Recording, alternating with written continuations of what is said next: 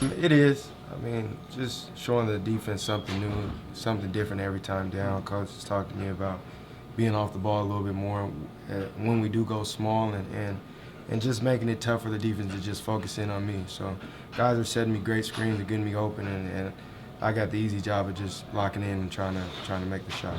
Welcome back to the Garden Report. Let's start off part 2 here quickly. The Grandstand Play of the Game is brought to you by who else? Grandstand. For sports fans in the stands, the Grandstand app shows you a first-person view of the game from the fans in the stands, whether you're on your couch, whether you're sitting on the toilet somewhere watching highlights, like I probably will be by the time you're watching the show, whether you're at the game and you just want to get a better angle from your crappy seats. Go to grandstand.me or download it in the App Store. That is grandstand.me or in the App Store. Let's take a look at this play. Isaiah Thomas, what a freaking game for this guy. He'll never be perfectly efficient, but he did go 9 for 18 tonight. He had 28 points, and he carried the team on his back offensively once again. And this happens every single night, it seems, recently. Especially in the fourth quarter after that long run of steals when they needed an extra 2 baskets to just kind of put the game away. Who else are they going to turn to but Isaiah, getting into the paint and making things happen? And that's what he's done throughout the entire season, basically throughout his entire career. The past 3 games, I think he's averaging over 30 points a game. This is his team, and if they're going to win, he's going to need to consistently do this night after night after night. And although he had a lot of help from Jay Crowder tonight, especially in the first half, when the shots went dry in the second half, especially in the third quarter, eventually they came back to Thomas, and that was one of the major reasons they won. Well, let's be clear. I mean, there was a lot of debate where I was kind of on the other side of whether Isaiah Thomas should be starting. I wanted to see that original lineup with Marcus Smart and Avery Bradley out there. At this point of the season, there's just no question Isaiah Thomas should be starting. He should be carrying the team in the first quarter, carrying the team in the third quarter. He has just been so good offensively, and he's going to have a lot of nights where he goes, 8 for 23. But he pretty much always makes up for it, because on those nights he'll also get to the line a lot. He'll have enough assists to kind of make up for it. He's been a very good all-star level offensive player. I think he's probably going to be an all-star this season. I think he has a great chance of making it, and he probably should make it. The question is just, there's a lot of guards in the East. You have Wall, Dwayne Wade, KYRIE Irving, Kyle Lowry. How many guards is the East team actually going to carry? For one, you said KYRIE Irving, who basically has been back for like 3 weeks. But he's going to get voted in probably, which is kind of messed up. But, I mean, he might earn it at that point. Nature of the game. And then there's Reggie Jackson, who's right there with Isaiah. I think maybe a little bit more deserving, and he's probably going to get it over Isaiah too. So hashtag NBA vote for Isaiah Thomas, guys, if you want to see him make that all-star game. Do it on the internets. But I want to talk about Jay Crowder and his first half.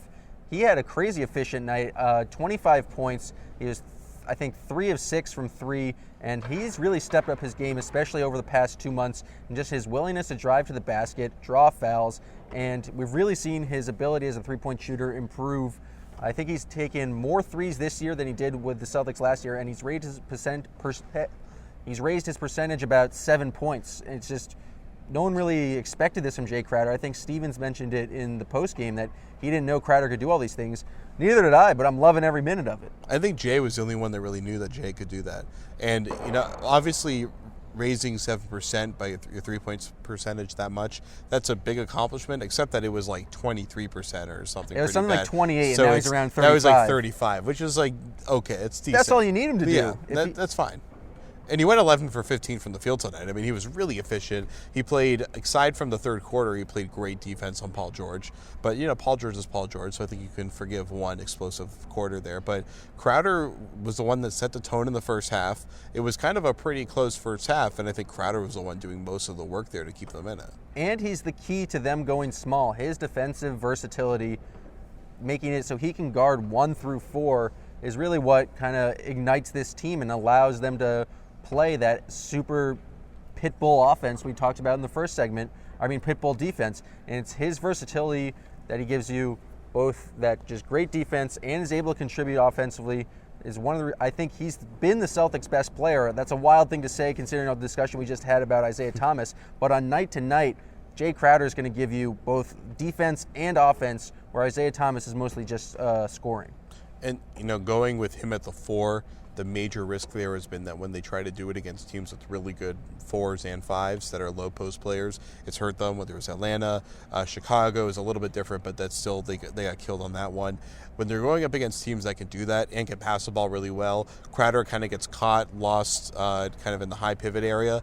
But against a team like this, where he's guarding a perimeter player who's at the 4, like Paul George, it works out really well. And it fits them really well. It allows them to really swarm the perimeter defensively. So if Jay Crowder is going to be a 4, it's great offensively, but it needs to be against a team where he can play out of the post defensively. I think that's kind of the major design flaw of this team, is that probably their 4 best players are either guards or wings like Crowder. So you're going to want to play them as much as possible if you want to put the best team on the floor, but you're going to have those matchup issues. All right, well, I think that was a good point to finish on, so we'll finish there. That'll do it for us tonight. We'll be back for Friday's game against Phoenix. For Sam, I'm Jared. This has been the Garden Report, powered by Grandstand on CLNS Radio and Celtics Blog. This was good as far as getting in the passing lanes and making plays and not fouling. You know, we had 3 team fouls inside of a minute, so we actually had a foul to give at the end of the game.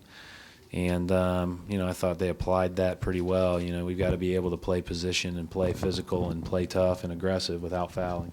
He's played like that now for 2 or 3 weeks.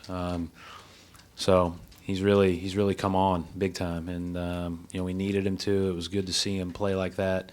He made huge plays in big moments. Jay's good. Jay's improved.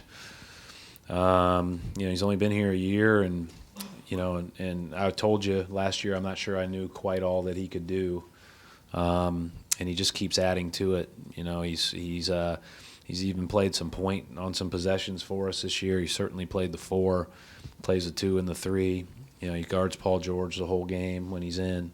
So I mean, he's really improved his game.